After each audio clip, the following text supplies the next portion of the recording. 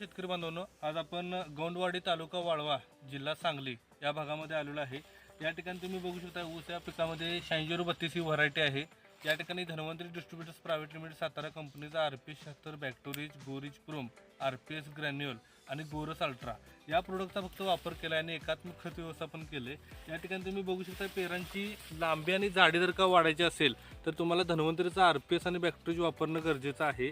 कारण जीवाणू सेंद्रिय कर्ब आणि जीवाणू हे जर का जमिनीमध्ये बाळ भरणे आणि मोठ्या भरण्यानंतर जर का दिले तर आपल्याला पेरांची जाडी आणि साईज चांगली भेटते। आणि या ठिकाणी तुम्ही बघू शकता किती फुटवे आहेत आणि फुटवे 1 2 3 4 5 6 7 8 9 10 11 12 13 14 15 16 17 18 18 पेरं आहेत। आणि तरीसुद्धा ह्या 18 पेरांची तुम्ही जाडी रुंदी आणि जाडी तुम्ही बघू शकता किती बेस्ट आहे।